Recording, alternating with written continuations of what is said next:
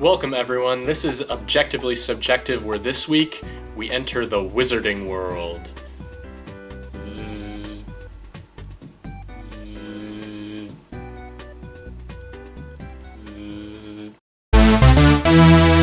Hello everyone, I am Matt BAUGHMAN here with my co-host Pikachu, and this is my new show.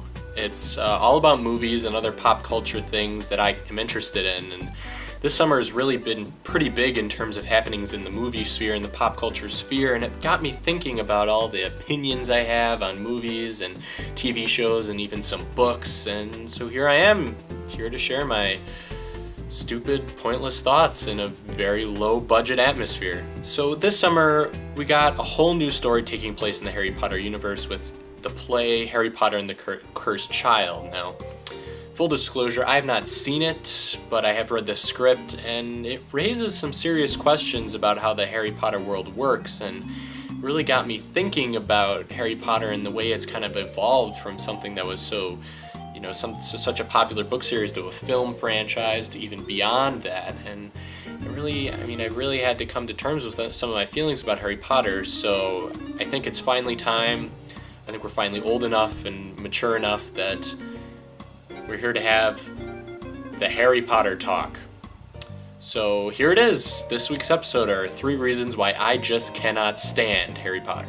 But first, listen, I love the world of Harry Potter. I think it's so fascinating because it takes place in our world. It's not like Star Wars, we cannot go to Tatooine or visit an actual Death Star, but I can go to London. We can look up places that are referenced in these books and physically go there, and that's really cool because as a reader or as a viewer, when I'm in this world, I can picture myself there because these are actual places. It's not like kind of sci-fi where I have to take advantage of, super technology to actually end up in another planet. I can fly to London. I can look up pictures of all the places referenced in this book, and that's so important for me as a viewer or reader because now I can imagine myself in this magical place, and it allows me to take my mind off the fact that Home Depot refused to hire me.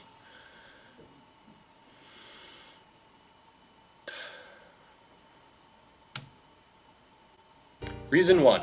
J.K. Rowling will not let it go.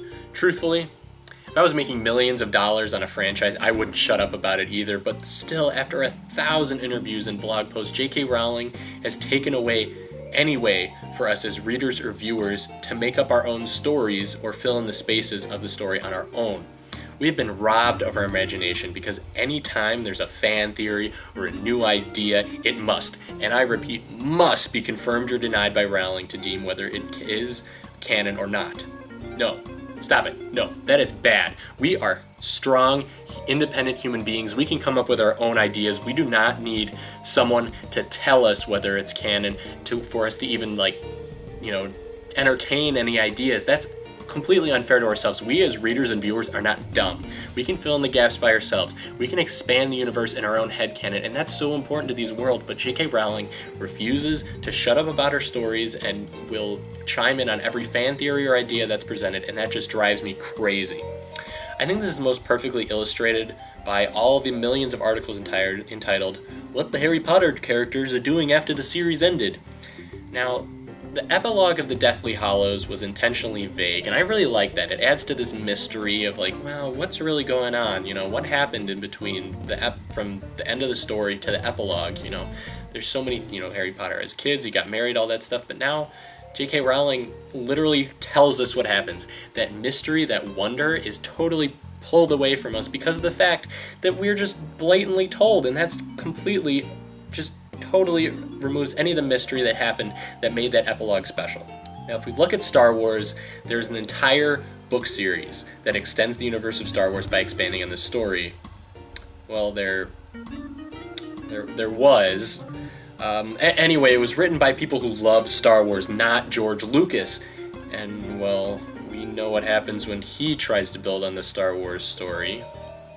Now, this kind of community writing in Harry Potter will forever be relegated to weird fan fiction until we accept that we do not need J.K. Rowling's seal of approval to expand on the story. Reason 2. Harry Potter's kids have dumb names. Reason 3. J.K. Rowling retroactively eliminates plot holes. Well, the thing about plot holes is they're pretty much present in everything, and they're just huge for people who go, oh, that movie sucks because it has a plot hole. No! No, no, no. A story can be great and still have plot holes. Inception has plot holes. The Dark Knight has plot holes. The Godfather has plot holes. Every movie has plot holes because, telling a story is very difficult. There are few stories that really shell out everything, and even when they do, it's so forced. All the exposition is so forced to fill in those plot holes that it actually detracts from the movie as a whole. So I'm not saying that filling in plot holes makes her books better because they eliminate plot holes. I'm actually saying the contrary. Now, this goes hand in hand with my last point in that Rowling will not stop essentially going back and editing her own books when fans take a magnifying glass to her story and point out plot holes. The shining example of this is what I'm going to refer to as time turner shenanigans. As we all know, time turners are able to go back in time so that you can either alter the past as shown in The Prisoner of Azkaban or, essentially just make your life easier is what they use for the Wizarding World. But that is the only time anyone uses time turners in the whole series. Voldemort comes back in Goblet of Fire.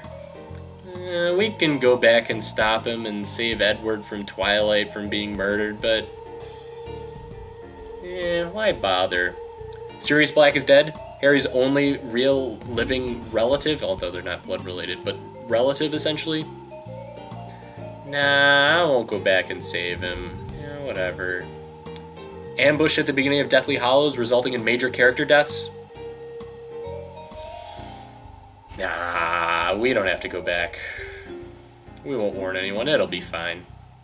Now, looking back, that is a major plot hole in the franchise. So Rowling goes ahead and posts this very strange passage as a professor and Ministry of Magic member warning about the dangers of time travel and explaining why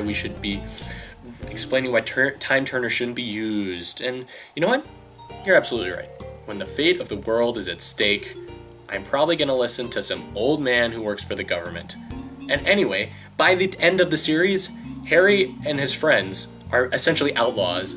So who really cares what the government thinks of their use of time turners to literally save the freaking planet? That just makes me so mad because it makes so little sense. Now, I love the story of Harry Potter.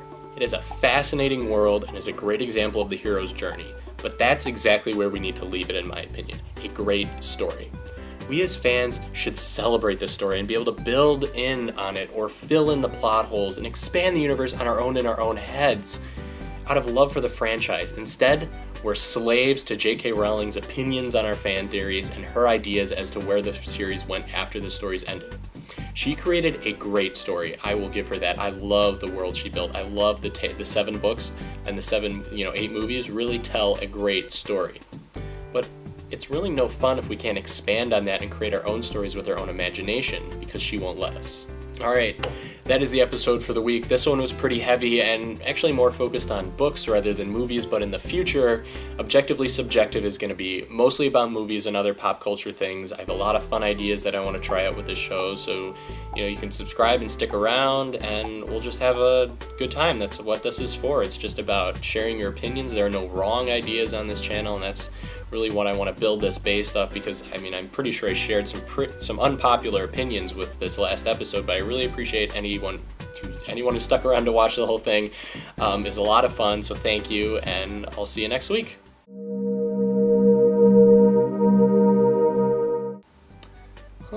Well, looks like someone thinks that Neville Longbottom is the real chosen one.